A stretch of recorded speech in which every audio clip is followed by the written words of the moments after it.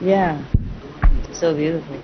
And now, ladies and gentlemen, we have Carrie Walsh, a greatly accomplished soprano and flutist who has graced our stage of many of our association's concerts over the years. Today, she will be sharing a few words and performing for us with her charming son, Nishan. Let's give them both a very heartfelt, warm welcome.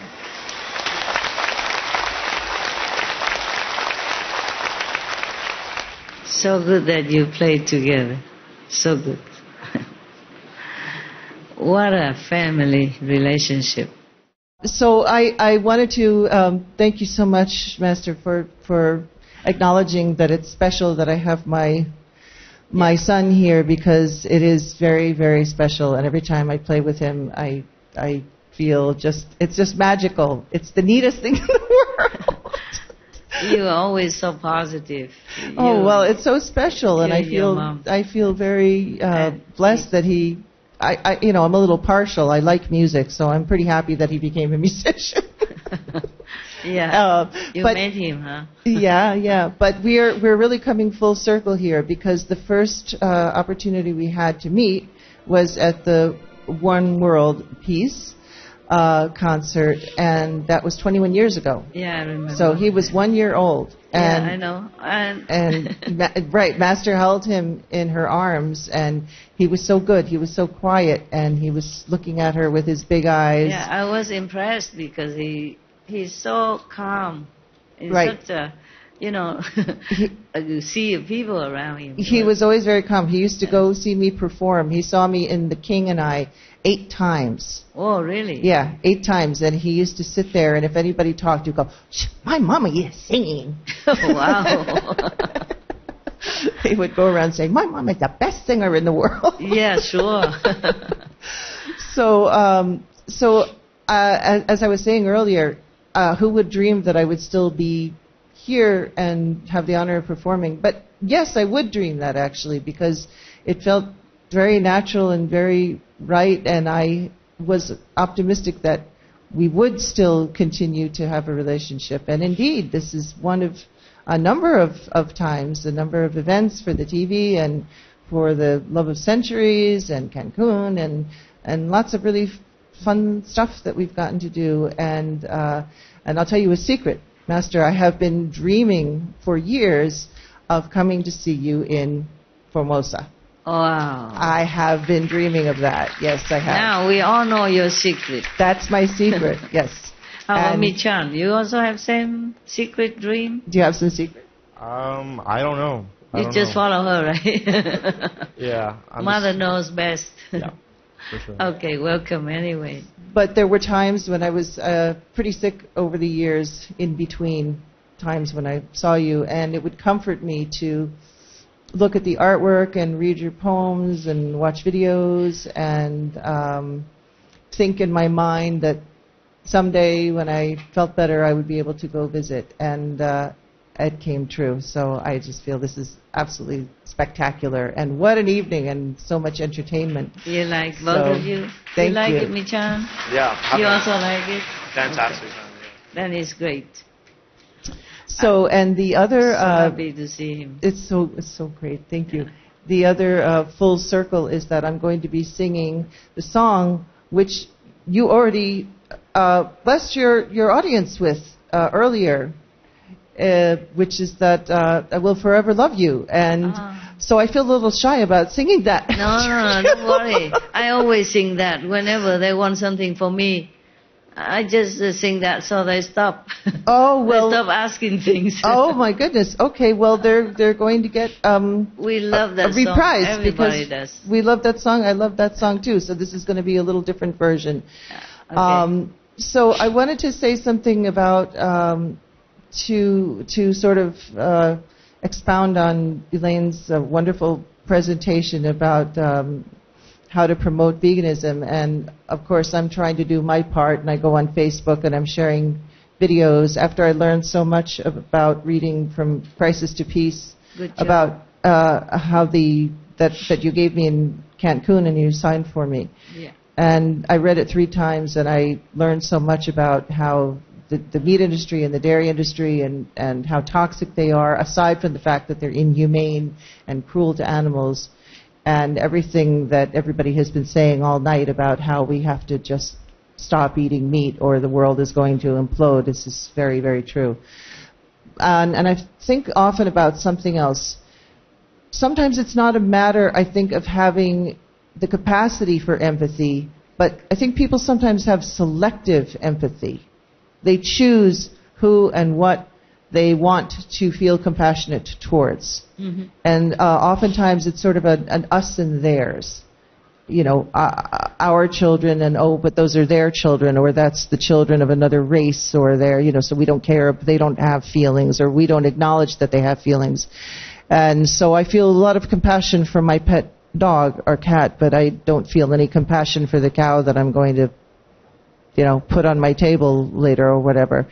And I think it's a good idea, and I pray about this, that people should grow and develop into the capacity of having empathy and compassion for all living things, for all animals and all people, regardless of where they are, what race they are, what status they are, what breed of animal they are. And this came up, and I had lunch with a member of the Chicago SMTV staff recently, and we were talking about this silly thing of me never killing bugs in the house. We always had a lot of bugs in Miami, and I would just talk to them in my mind, which sounds really ridiculous, but I would say, you really don't want to stay in here because somebody else is not as nice as me, and they might step on you with their shoe, but I wouldn't want to do that. Or so I'd put them in a little container and take them back outside, and ants, try to make them go away with cinnamon oil or something like that. Humane methods. So even bugs, I think they have feelings and they have sensitivity, and they're worthy of our respect and of our compassion. Every living being, and Master has spoken about how we're blessed and we get points and are blessed by so many living creatures in the universe and by the stars and by everything that exists. And I think that that's a really important message to take home, because if more people were aware of that, then they would be more aware of the universe as a whole and all the components in it. And that's a hard thing to convey. It's a hard thing to convey individually or on Facebook or whatever, if you write a book, if you have a broadcast. But it's something to think about, and I think the more we embrace our thoughts and pray on them and meditate on them, somehow they will get out there. So this is one of my hopes, is that people will grow some more compassion muscles, and that eventually that will lead to more veganism and more humane treatment of our fellow humans. And that's a prayer for me. So again, I'm just so happy to have this dream come true. And I better stop talking, because you know me, I'm a crier. He's always making fun of me. So I think I better stop talking before I get too weepy. And we're going to begin with a Bach sonata. Bach wrote 6 flute sonatas, and all of them are just exquisite. Of course, everything Bach wrote, he was a direct connection to God. My Mishan and I, we feel like Bach is pretty much God, right? There's just a direct line there. And I don't know how any human being could write so many masterpieces of music, and just so many, one after another. So this is the flute sonata in E minor, Bach Werkelverzeichnis 1034, the third movement, the Andante. And after that, I'll say a little bit more about the song. So let's see, how are we going to do this here?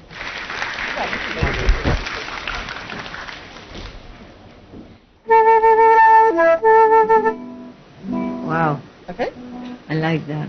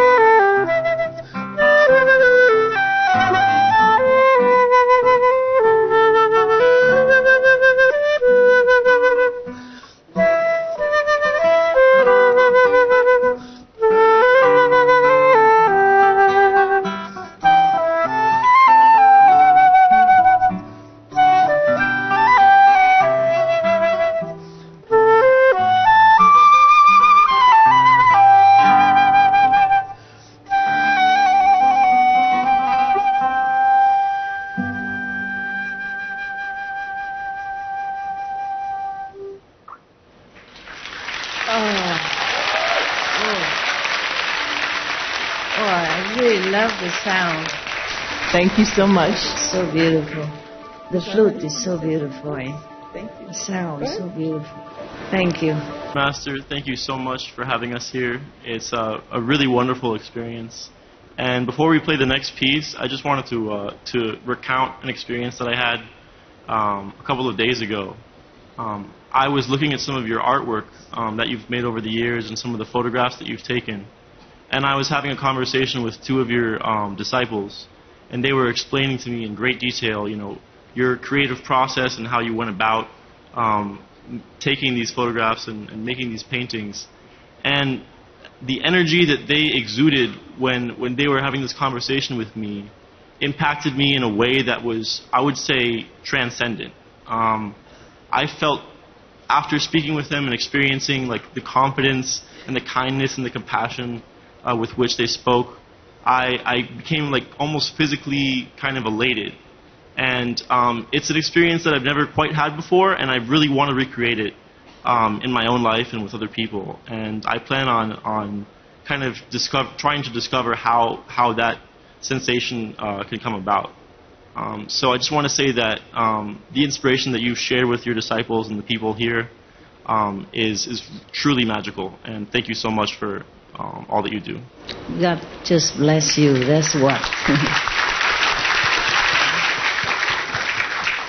Whenever our heart is pure and it met with another, the magnetic field of someone else who is also as pure and positive, then these similar experience will happen. Yes. Just reinforce your own enlightening nature, your own self nature. So you probably will see some vision, or see the light, or hear some music inside, not with the guitar, inside, or transport it to, as you say, transcendentally, some other dimension of the universe, not in this physical. So this is nothing really very unusual. It's just you didn't have it before. Yeah, you have it again if you want. It's a good feeling. Thank you. Very good, huh? Feel elated. Feel like you're not in the body. Sometimes you really also get out of the body. We do that. This is just a simple experience, you know, like we leave the body. And then we travel to different stars and moons and universes and learn things directly from heaven. There's a gateway to go. There's a key to open it. And that's called initiation. And most of them experience like that and more. Yeah. What do you think why they stick around me? For nothing? They want more. And more is what they get. Because they have opened their own gateway, you know. And sometimes if you sit in the presence of such a person, you do experience similar transcendental kind of vision or feeling, yeah, or knowledge, or light, or inside music. It's more beautiful than any music that we can make outside.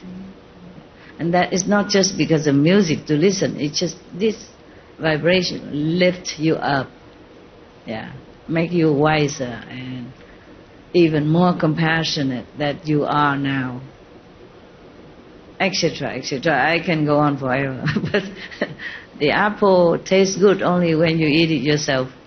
Yeah. Right. I can only describe it, but you will taste if you eat it. Yeah. All right, please.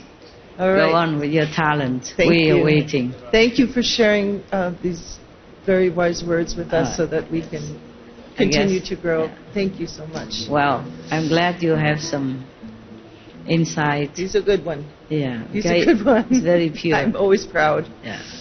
And now I will forever love you, and these words are very important and very comforting, very, very comforting, especially knowing everything that's going on and all the battles we're fighting.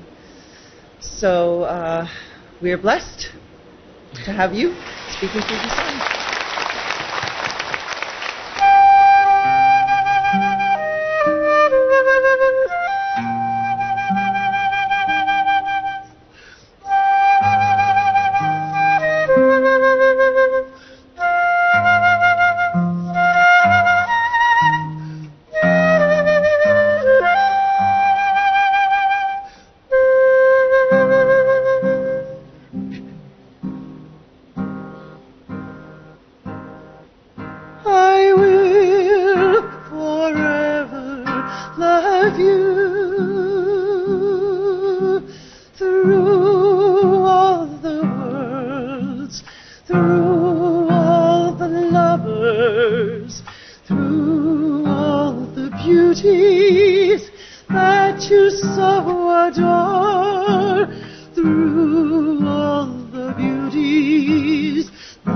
that you so adore. You will forever search for the love in yonder, the love in yourself, the love in my love that you so adore, the love in my love that you so adore.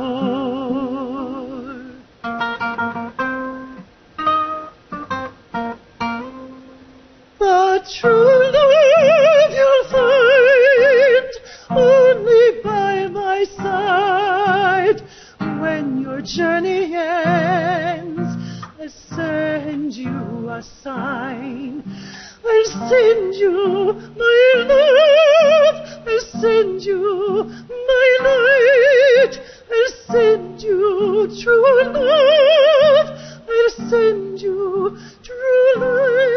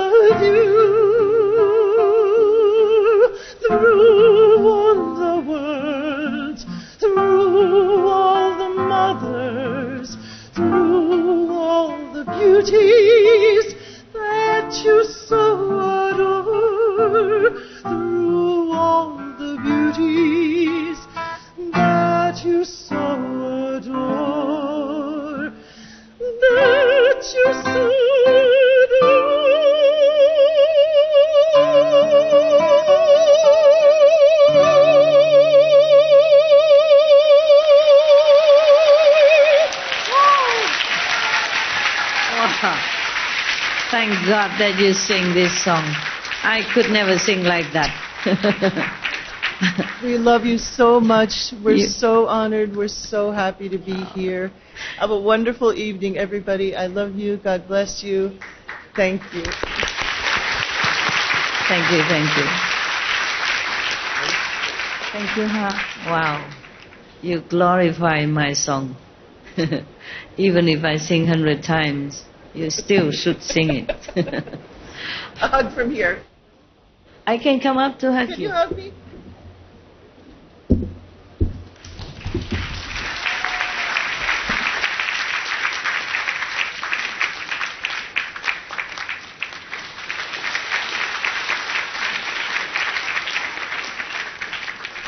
I have both. Hello. Stereophonic sound. Double love. Double love. You know what? Pain is what we all reject. But I learned something from my dog. I adopted 7. Yeah, recently. That's a new batch, yeah? The old batch already gone. But some of them reincarnated, come back. And sometimes they fight with each other.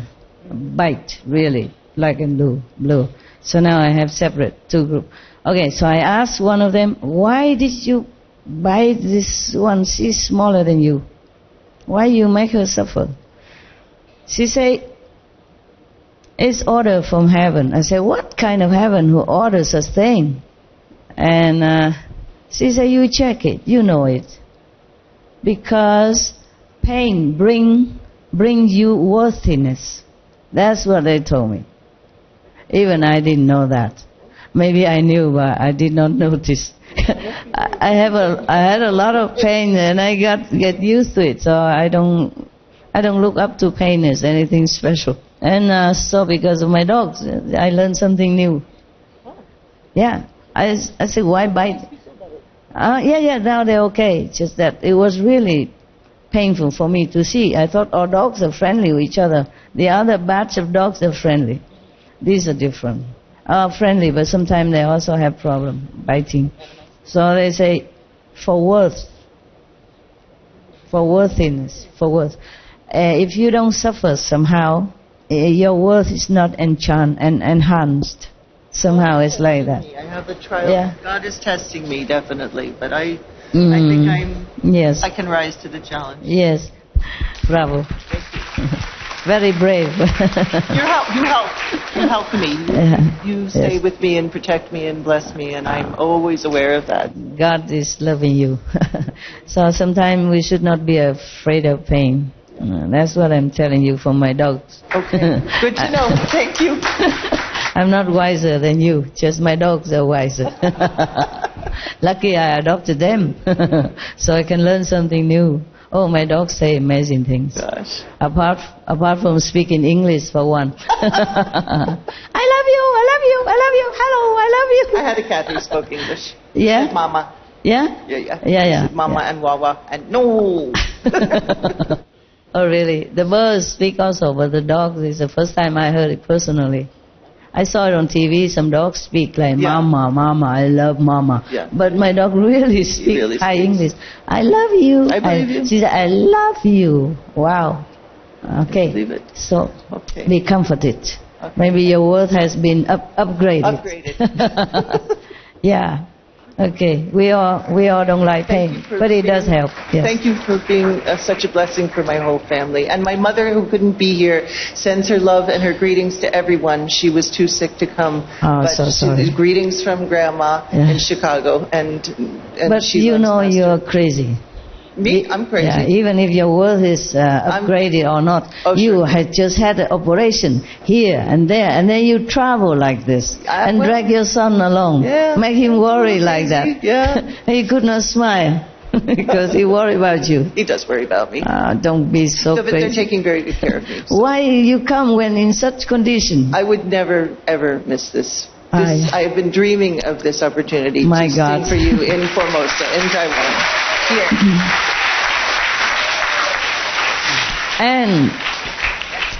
And I thought this is true. I am crazy. It's true. No, until nothing, I met you. They say wild horses wouldn't stop me. Yeah. I just prayed a lot that I would feel.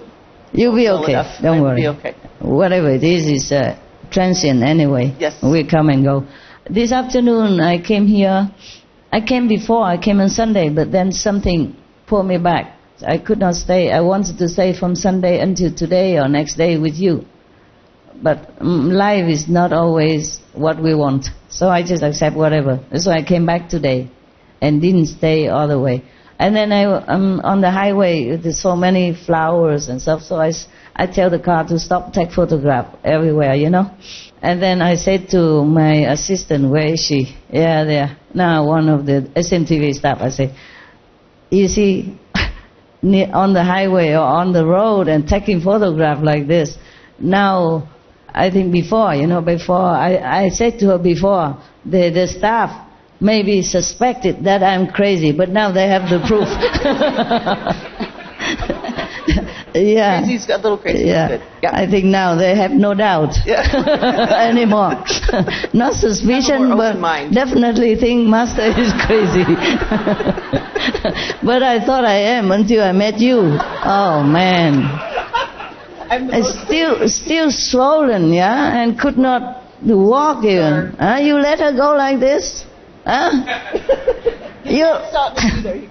Oh man. No way. Let him also be a little bit, like this is it for you, because he watch over you. He's been taking care of me. I know, my God. I can see that. He's such a good boy. He's been taking care of me and his grandma since he was little. Kid? He's a very, very you can bear her? Impressive young man. You can bear her or not. Otherwise you send her here. I take care. Yeah. But you have still beautiful eyes, my God. Yeah, you know how to. The swelling will go away. Yeah, I know that. Swelling will go away. I know that, but it still hurts and it's risky. Okay, welcome the crazy, lovely, beautiful soprano.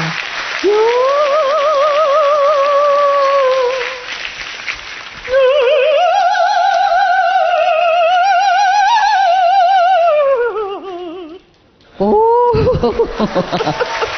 I give up. I give up. You won. Okay, my God. Imagine if she's not operated or injured here and there. Imagine how she sing. Okay, just imagine. Okay, right. Love you. Let me have a hug with this beautiful boy.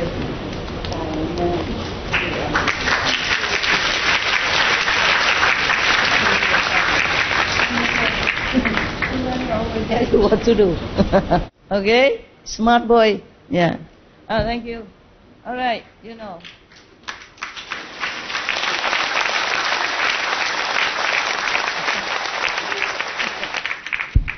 Just because I went on stage to hug her, don't be envy and you know, do something so that I have to come up.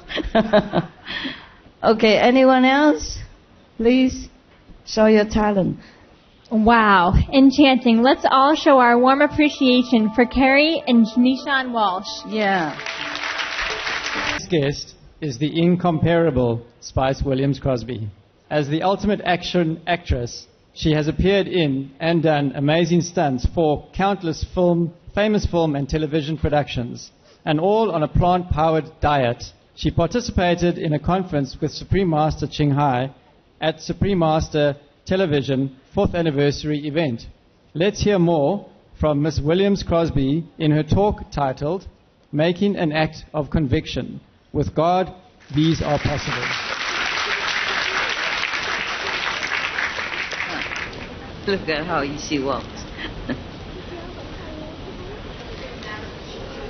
Yes, ma'am. Namaste. I want to thank you so much for allowing my family to be part of your family. It's a great blessing. And to be able to feel so much love and respect is a great gift.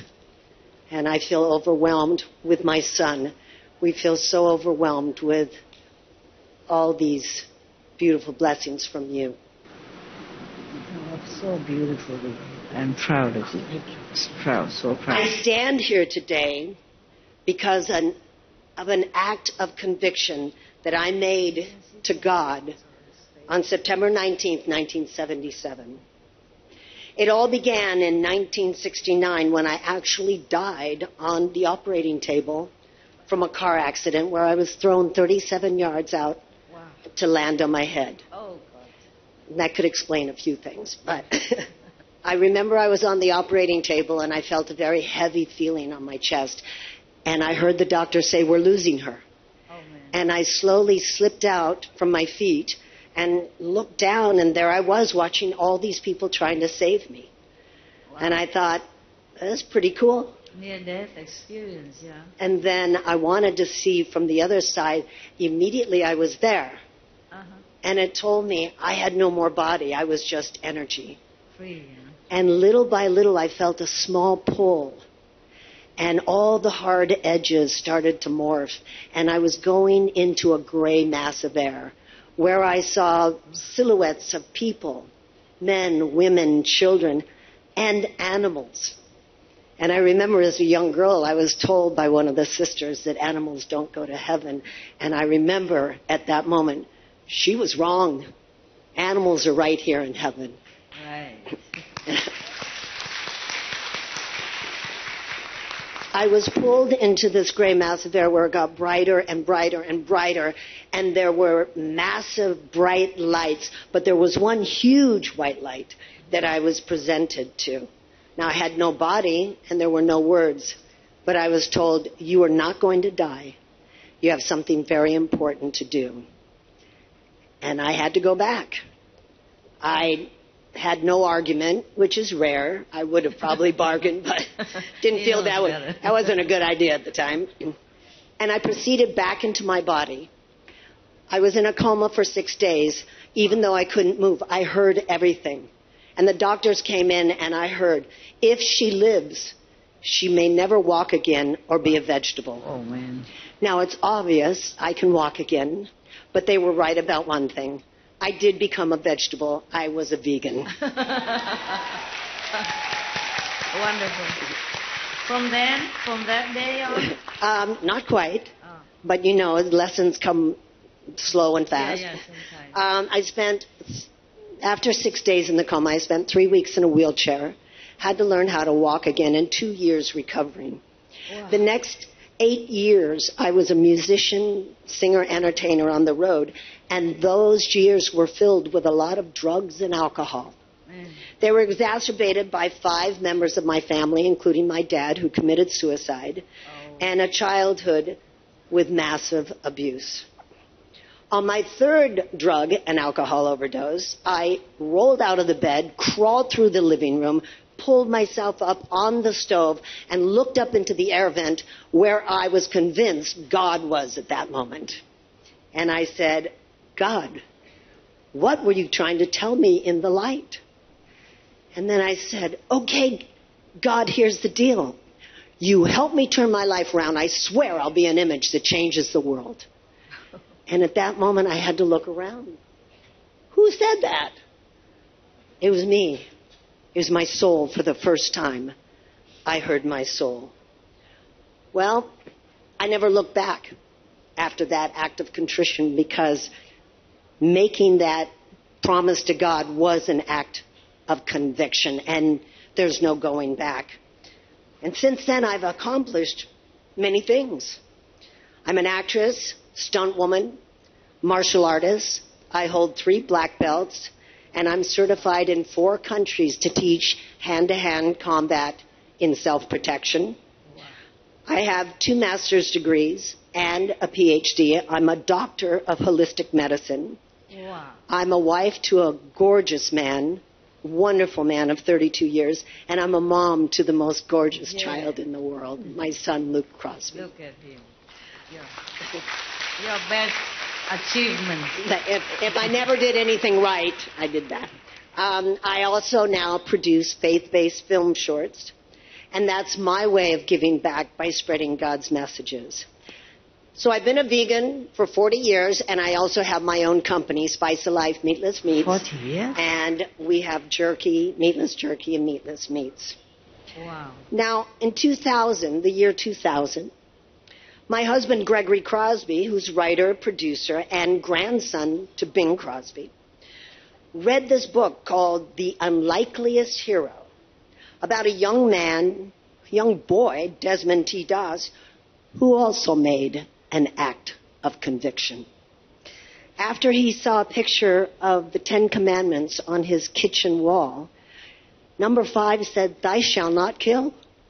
And he was 5 years old, and he didn't understand how could another man kill another man. So that was it.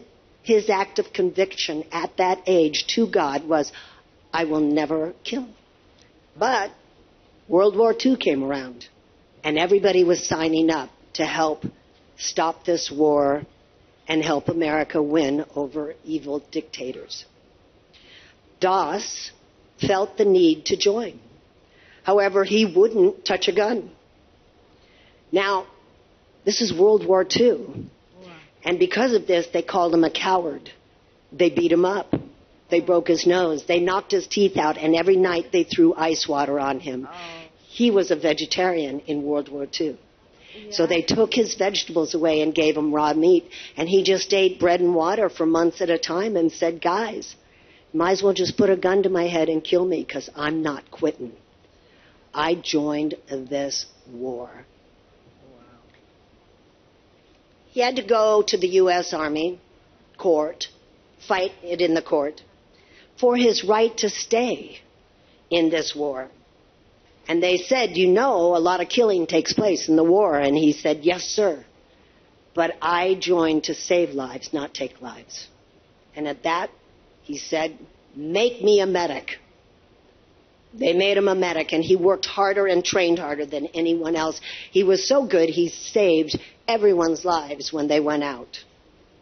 And Medic Desmond T. Doss was a Seventh-day Adventist, and his Sabbath was on Saturday, the one day he set aside for God. Yet the day came when all the generals and the United States president came and said, there's a 400-foot escarpment cliff in Okinawa, And there are 17 Japanese soldiers up there that can see the sands and when the ships come in. And we cannot win this war by not getting rid of those guys up there. And they all said, okay, let's do it. And they said, but it's on Saturday. That's DOS's Sabbath. So they said, DOS, are you going to hold up the president and the United States to try and finish this? But then he remembered that Jesus actually, in some cases, cured the lame on the Sabbath. And he was told that this move would save thousands of lives, and we could end this war.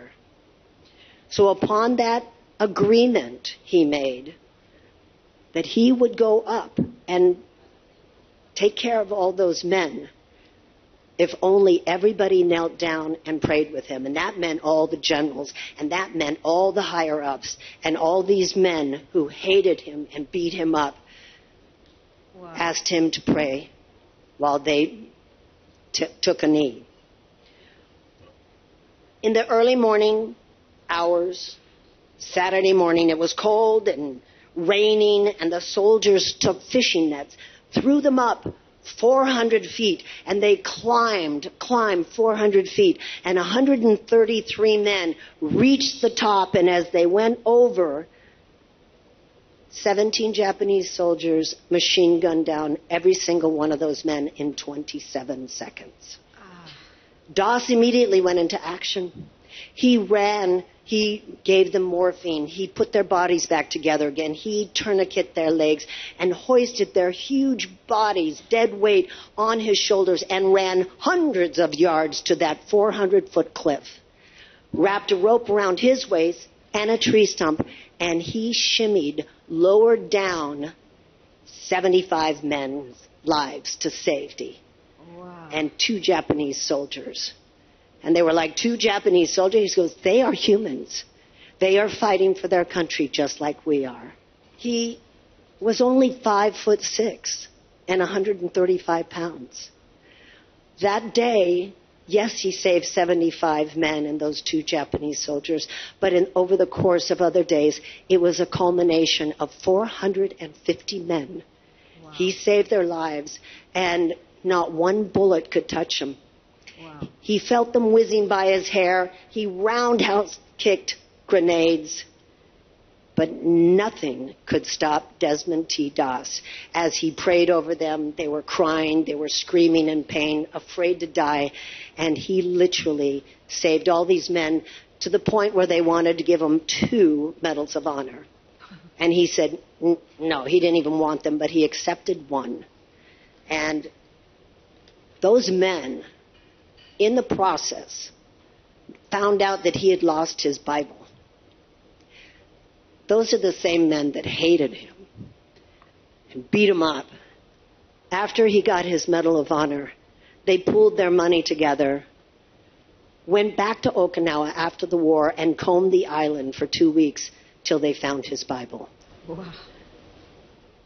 See, he made an act of conviction, rooted in God, driven by love, for the betterment of himself.